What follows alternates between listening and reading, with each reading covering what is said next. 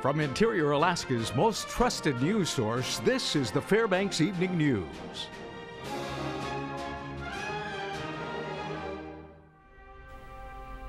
Good evening. Thank you for joining us. Today is Thursday, September 24th, and weather headlines our newscast this evening. That's right, and our weatherman Mike Schultz is here to tell us about a storm that will be affecting the interior. Mike. That's right, guys. Even though yesterday was the first day of fall, tomorrow may look like winter has arrived.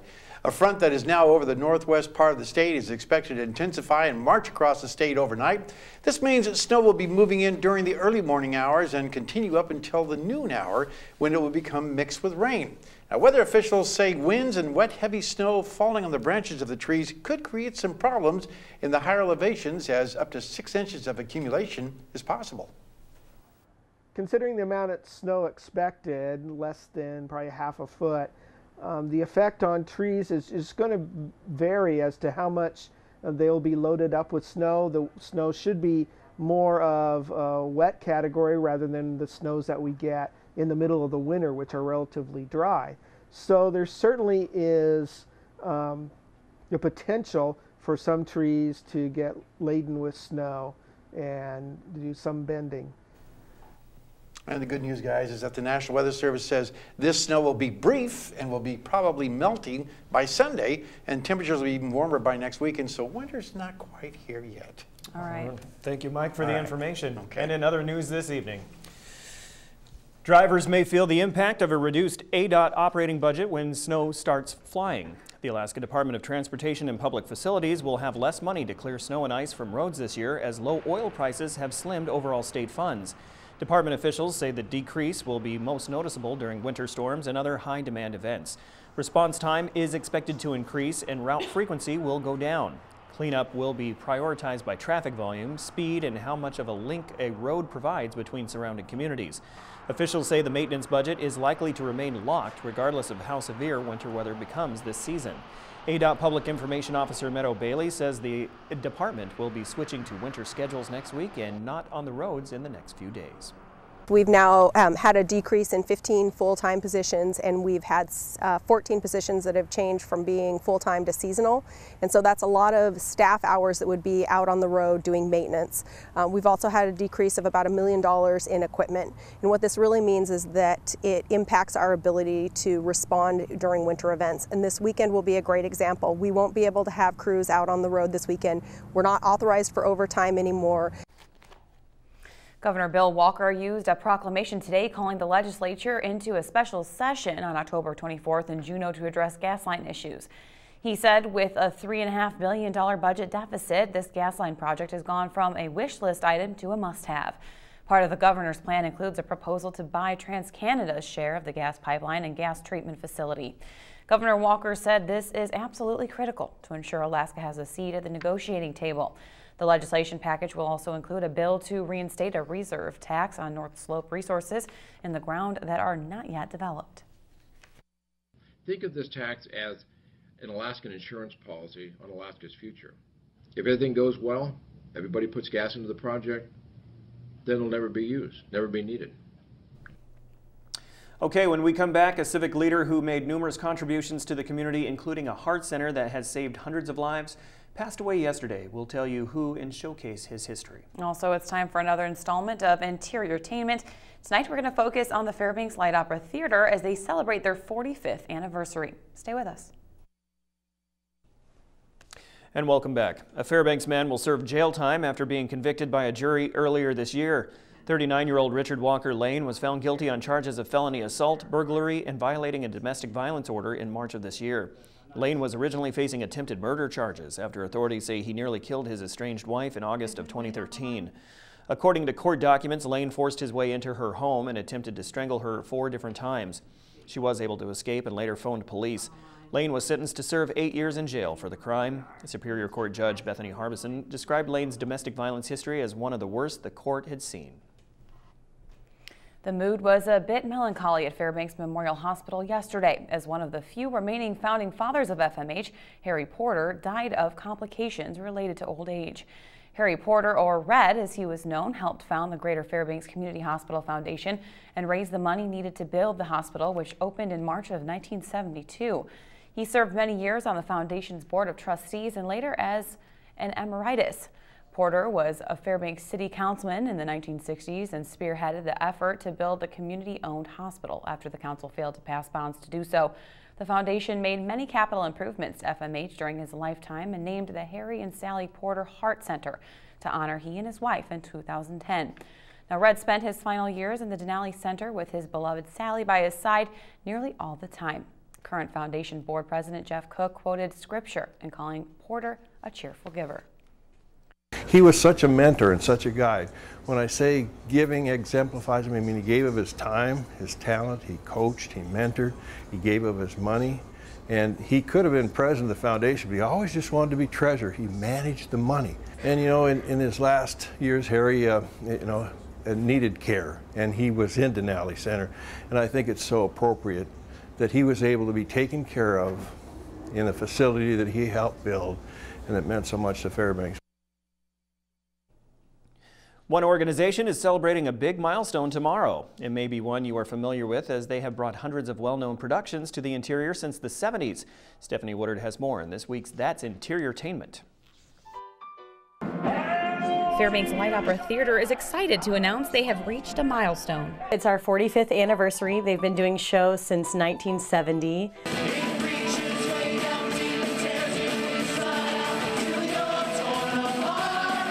It has grown since the 1970s when it all began. Everybody throws in $20 in a hat and does a show. That's how they started out.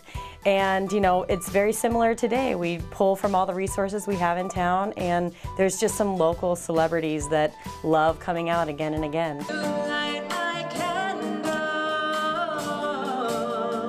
As the years grow in numbers, so does the production side of FLOT. The production values over the years have become bigger with lights and sound, and just the music, the orchestrations and everything has been really big.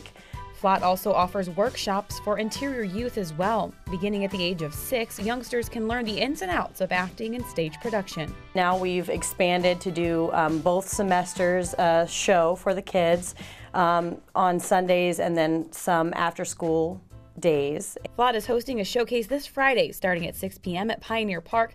Tickets are still on sale both online and at the event. You don't want to miss the event, as many of the actors throughout the years will be back and singing some of their favorite show tunes.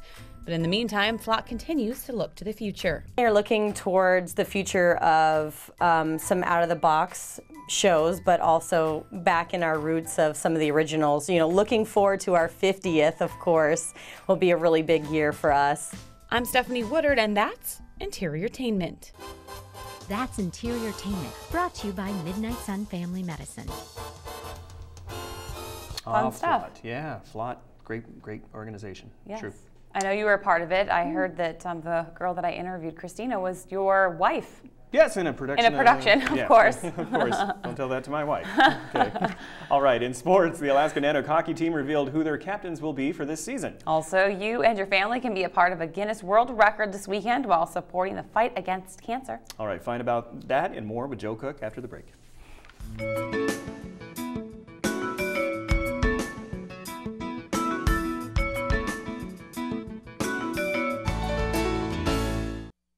Welcome back, Interior Sports fans. Joe Cook here with your local Thursday Sportscast. Today, the Alaska Nanook hockey team made their picks for team captains for the 2015-2016 campaign. At the end of today's practice, senior center Tyler Morley was named team captain. No surprise there. Morley was third in the WCHA in scoring his junior year and was picked as the preseason WCHA Player of the Year for this season. Lathrop product Alec Hadukovic was named an assistant or alternate captain. He's the first Fairbankson to wear an A during the Dallas-Ferguson era. The Duke had a career-high 10 points last year. Fellow captain J.D. Peterson brings in veteran leadership as a senior defenseman and earned the Nanooks overall Strongman Award this offseason. Sophomore defenseman Zach Fry is the fourth captain. Fry appeared in 29 games with 7 points and 35 blocks for UAF as a freshman. Colton Pareko was an underclassman captain. Fry knows he has some big skates to fill. I think I just brought it all last year as a freshman. I wasn't scared to speak my mind. I thought I tried to lead by example as much as I could as a freshman, which was huge, which is what some of the older guys saw this year. And so I think it just I came in this year, I was ready for it, and that's all I can do right there. I'm really excited to lead the team. I think we got a great group of guys here, and being from Fairbanks in the hometown, the hometown team, yeah, it's pretty cool. I mean, there's a lot of good guys on the team. Like a lot of great leaders. So I mean, to get that was just like, wow. It's a good opportunity, and I just need to keep doing what I'm doing, and make sure the guys are doing what they're doing. The NAHL Showcase is turning to the Ice Dogs Showcase. Fairbanks got their second win in as many days in Blaine, Minnesota. Today, the Ice Dogs won 1-0, edging the Lone Star Brahmas 3-2 in a shootout. Logan Coombs, Caleb Schroyer, and Liam Sturtzinger scored on the last 3 attempts. And Gavin Naedo, he stonewalls the Brahmas for the win. Naedo made 25 saves at the end of regulation and overtime and made 4 stops in the shootout. Next up for the Ice Dogs are the Minnesota Magicians on Friday, where they'll face former teammate and netminder Andrew Lindgren. This afternoon, tennis players open play in the regional championships. Most top seeds got a first-round bye. There was plenty of action in the opening round of the regional tournament at the Dan Ramras Community Tennis Courts. This is some of the first-round matches. The 9-seed Monroe's Morgan Withers and number 8 Cherish McLean of Lathrop battled on court 2 in boys singles. Zach Greenberg of Lathrop and Robbie Hartman dueled in a 4 versus 5 matchup. We'll have results as soon as they come in. West Valley's Maddie Baumgarten rolled in her match against Hutchinson's Kalia White-Williams. Regionals continue at 3 o'clock tomorrow for day 2. Even though there are a number of non-conference high school football games this weekend, local teams can make huge statements before making playoff runs. Friday night, at 7 p.m., the West Valley Wolfpack played the #1 ranked large school team, the Bartlett Golden Bears. Bartlett is 5-1 so far, and West Valley is 3-3. Also at 7 p.m. on Friday night, number 4 Kenai Cardinals, they're going to visit number 3 North Pole. Both teams are 4-2 on the year. And Saturday, the number 2 Allison Ravens will go up against Houston at home. The Ravens are 5-1. They're undefeated at home so far. That matchup, that's going to start at 1 o'clock. Saturday afternoon, the Lathrop Malamutes travel to Soldotna to play the undefeated Sohai Stars. That game starts at 2 o'clock. And on Kiwanis Field, the Barrow Whalers come down to take on the Monroe Rams. That game is a 6 p.m. kickoff on Saturday night.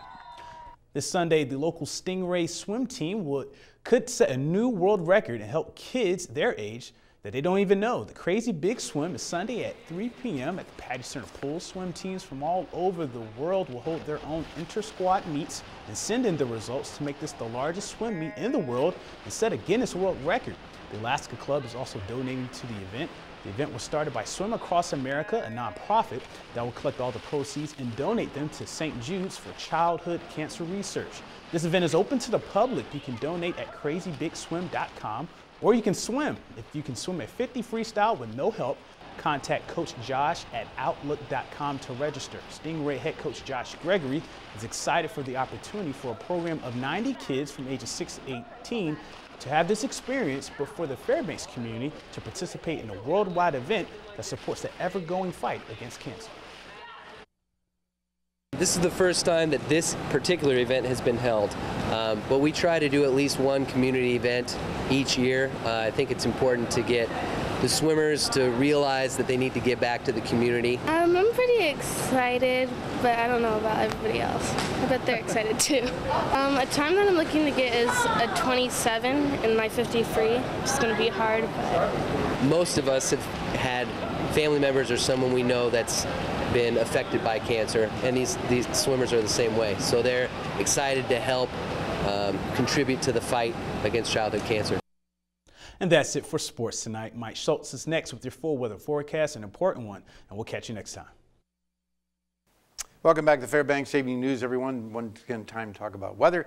And it was a beautiful day. Lots of sunshine, the calm before the storm, and cold temperatures. Last night it got down to 16 degrees at Allison Air Force Base. That was not expected by any means. It was pretty chilly at the airport, I should say.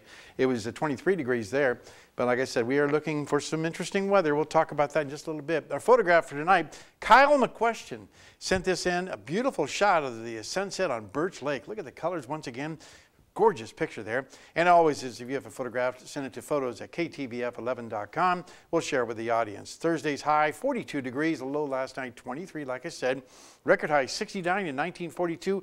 In 1992, down to 8 degrees for the record low. Sunrise and sunset, just a little bit over 12 hours of daylight. A loss of 6 minutes from yesterday. On the satellite and radar, again, you can see a little bit of shower activity over southeast Alaska. Here comes our storm coming in from the west. Doesn't look all that impressive right now, but it's getting stronger as we speak. A very, very powerful system bringing with it a strong jet stream helping to drive it across the interior later on tomorrow morning. We'll talk about that in just a little bit. What else is going on across the rest of the state? Well, it is showering across southeast Alaska for Juneau and Ketchikan. Some showers in the Anchorage Bowl, also 46 degrees for the high there. 50 degrees and partly cloudy skies at Kodiak. Cloudy skies along the Aleutian Chain, 49. Also 49 degrees at Bethel and 43 at Nome, while Barrow checked in with 32 degrees and cloudy skies. Fort Yukon, 34, partly cloudy. Lower 48 weather, we're looking at a very nice day over the Pacific Northwest. Even some showers once again around the Seattle area, 72 degrees there. San Francisco warming back up to 85. Over the 100-degree mark again for Las Vegas and Phoenix. Another warm day in Dallas, 93 degrees. Denver at 85. Minneapolis, chilly, 67 degrees. Elsewhere across the eastern half of the country, another hot day in St. Louis, 85, but 70s and 80s across the northeast, and some thunderstorms once again across the Florida Peninsula. On the satellite radar, you can see a little bit of moisture moving across the Florida Peninsula up to the Carolinas, where they had very heavy rainfall in South Carolina today. And an area of low pressure here kind of winding its way across, helping to bring the showers around the Minneapolis area. Another one moving across North Texas. And on the Pacific Northwest, a pretty good frontal boundary bringing more rain into the Pacific Northwest. The overall picture, though, is calling for the heat to build once again back into much of the western half of the country, 10 to 15 degrees above normal, and that means once again more fire danger is going on there. The overall jet stream remaining well to the north, allowing all the warmth and humidity to come up from the south, and that means hot temperatures over the southwest. Time once again for our kids' weather, and all this week we've been talking with the kids from Badger Road Elementary School, but tonight, here's the teacher with a cool weather fact. Hello, I'm Mrs. Cook, and this is my 3rd grade class here at Badger Road Elementary. And we have a weather fact to share with you. Class, did you know the lowest temperature ever recorded in the 50 states was right here in Prospect Creek, Alaska, which is located southwest of Fort Yukon? No. The thermometer dropped to 80 degrees below zero. We definitely don't want to see temperatures like that this winter, that's for sure. Again, thanks to Mount McKinley Bank for sponsoring your kids' weather, and thanks to their 50 years of service for the interior. Next week, we're going to be visiting with a class from Barnett Magnet School. Our forecast for the northern sections of Alaska tomorrow: rain and snow showers in Barrow, partly cloudy skies in Nome. Snow is likely for Fort Yukon. Here in the interior, as we said before, we're looking for some interesting weather. Heavy snow expected at Healy, 5 to 10 inches of snow and above 3,000 feet, so a lot of snow there. Rain and snow in the Fairbanks area and Delta Junction, tapering off to showers by afternoon. Over southeast Alaska, showers across the region. Temperatures in the low to mid 50s. Over southwest part of the state, looking at rain at Bethel, cloudy skies in Cold Bay, and mostly cloudy skies at Kodiak. And over the south central region, cloudy skies at Homer, periods of rain for Valdez and Anchorage. And one more time, just to pass along the information, there's a winter weather advisory from 4 a.m. to 6 a.m. Saturday. 2 to 5 inches of snow mixing with rain by afternoon. Gusty winds at higher elevations. Keep that in mind. There could be some power outages too.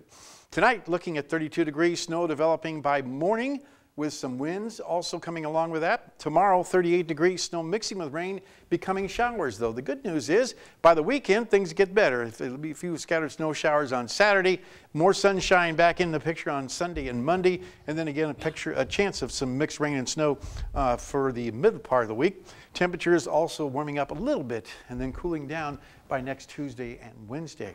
And we also want to pass along, in addition to all the information we've been giving you, that the schools called us, so the school district called us, and they also want to let people know they're on top of this, and they'll have more information tomorrow morning at 5:15. And you've already received a call, being a mother. Yes, of course. All the parents, they received emails and phone calls from the school district letting everybody know that there could be delays. It's not confirmed yet, but they will let everybody know around 5:15 tomorrow. because they're watching the storm as well. And we'll have bus schedules tomorrow morning during the morning newscast too.